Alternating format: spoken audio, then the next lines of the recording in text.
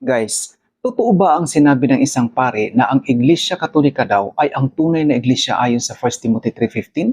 Panoorin natin. Kay ang Biblia dili mo'y pillar and foundation of truth. Amen.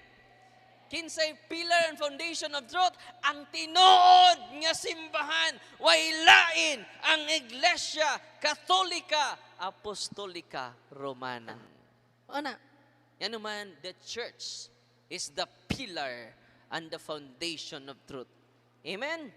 Asa mabasa 1 Timoteo 3:15 ngadtos 16. Okay, so ang sabi po niya, ang Biblia daw ay hindi ang haligi ng katotohanan. Pangalawa, ang Iglesia Katolika daw ay ang tunay na iglesia, ang haligi ng katotohanan ayon sa 1 Timothy 3:15. Ngayon, suriin po natin kung totoo nga ba na ang Biblia ay hindi ang haligi ng katotohanan. Ang sabi ni Apostol Pablo sa 2 Timothy 3:16, ang sabi niya, all scripture is God-breathed. Galing po yan sa Greek word na theopneustos, meaning divinely inspired. Kaya ito ay tinatawag na banal na kasulatan. Ito ang Holy Bible.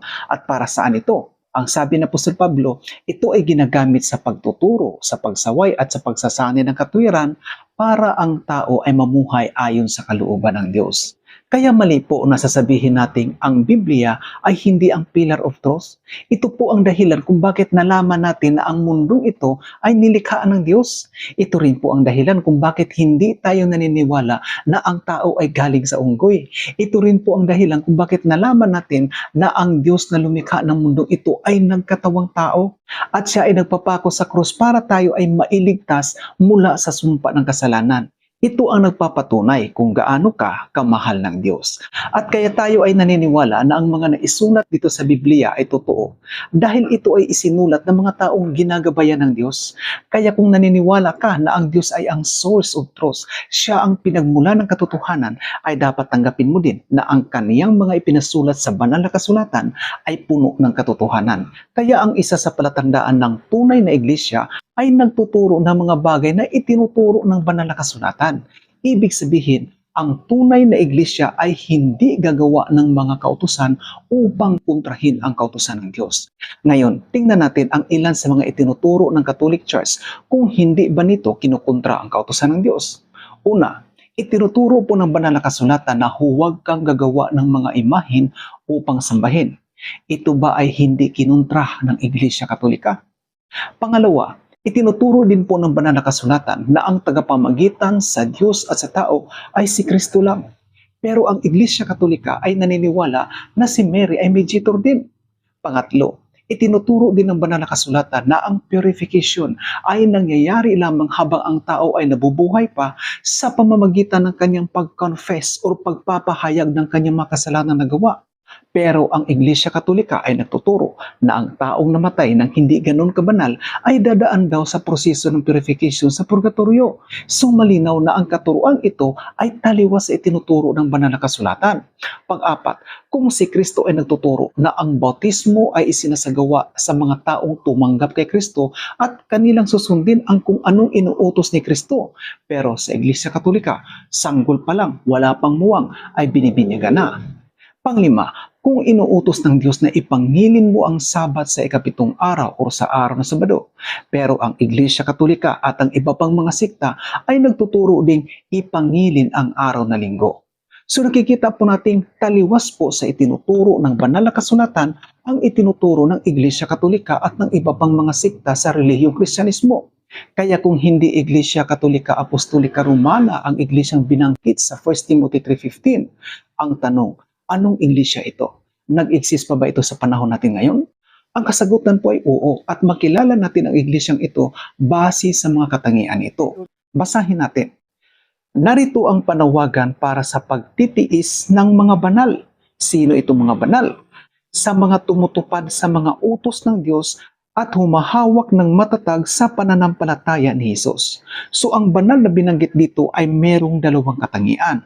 Una, sila ang mga taong sumusunod sa mga utos ng Diyos. Pangalawa, sila ay tapat na nanampalataya sa Panginoon Hesus. Kaya ang isa sa katangian ng tunay na iglesia ay nagtuturo na sundin ang mga utos ng Diyos. So dito mo rin makilala kung sino ang tunay na iglesia at kung sino ang apostate church. Dahil kung ang tunay na iglesia ay nagtuturo na sundin ang 10 utos ng Diyos, ang apostate church naman ay nagtuturo na wala na ang 10 utos ng Diyos. Hindi na kailangang sundin ang 10 utos ng Diyos. Kung ang tunay na iglesia ay nagtuturo na sundin ang utos ng Diyos na ipangilin ang Sabat sa ikapitong araw, o sa araw ng Sabado dahil ito ang inutos ng Diyos. Ang apostate church naman ay nagtuturo na ipangilin ang araw na linggo. Kung ang tunay na iglesia ay nagtuturo na sundin ang utos ng Diyos na huwag kainin ang baboy at iba pang mga karumal-dumal, pero ang apostate church ay nagtuturo namang pwede nang kainin ang baboy at iba pang mga karumal-dumal. Kahit pa alam na nila ang sinabi ng Diyos sa Isaiah chapter 66 verse 15 hanggang 17. Alam na nila yan. Alam nila kung anong naisulat dyan. Pero hindi nila yung itinuturo dahil ang nandyan po ay susunugin ng Diyos sa araw ng paghuhukom ang mga kumakain ng baboy at iba pang mga karumal-dumal. Pero ang apostate church ay patuloy pa rin sa kanilang pangangaral na pwede nang kainin ang mga karumal-dumal at ito po ay nagpapahayag ng kanilang pagkontra sa banal na kautusan ng Diyos. So nakikita po natin na ang apostate church ay nagtuturo ng mga bagay upang kontrahin ang mga itinuturo ng Diyos sa banal na kasulatan.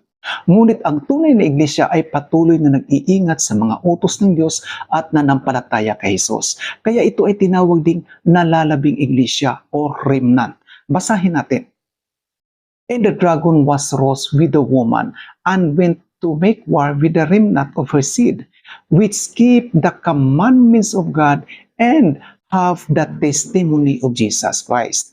So ito ang dalawang katangian ng tunay na iglesia at sila ang didigmain ng dyablo. Ibig sabihin, yung mga iglesyang hindi sumusunod sa mga utos ng Diyos at walang patutuo kay Jesus ay hindi nauusigi ng dyablo. Hindi sila ang target ng dyablo. So ang didigmain ng dyablo ayon sa banal na kasulatan ay yun lamang sumusunod sa mga utos ng Diyos. At itong salitang remnant ay isinalin po ito sa Tagalog Bible na nalalabi or natira. Ibig sabihin, marami ang nawala, ngunit may natira pa. Kakaunti lang ang nagpatuloy. Kaya kung dati ang mga original na mga Kristiyano sa Biblia, katulad nila ni Apostol Pablo, ay sumusunod sa mga utos ng Diyos, pero sa ngayon po, ang mga Kristiyano ay nahati na sa dalawang uri ng Kristiyano.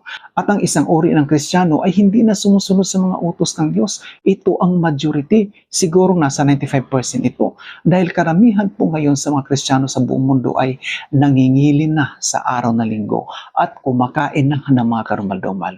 Pero ang mga orihinal na mga Kristiyano talaga sa Biblia ay hindi kumakain ng mga karumal-dumal at sila'y nangingilin sa araw na Sabado, pati si Kristo ayon sa Lucas 4:16. Kaya itong isang grupo ng mga Kristiyano na patuloy na nag-iingat sa mga utos ng Diyos ay kakaunti lang talaga at madali natin silang makilala base sa kanilang mga itinuturo dahil kaparehas lang ito sa katangian ng nalalabing iglesia na binanggit ni Apostol Juan sa Revelation 14:12 at saka sa Revelation 12:17 na ito ang mga sumusunod sa mga utos ng Diyos at nanampalataya kay Jesus. At kung tingnan po natin ang fundamental belief ng iglesyang ito, itong pang 13, the remnant and its mission. So ang Seventh-day Adventist ay naniniwala na sila ang nalalabing iglesia at meron silang mission. So ano ito?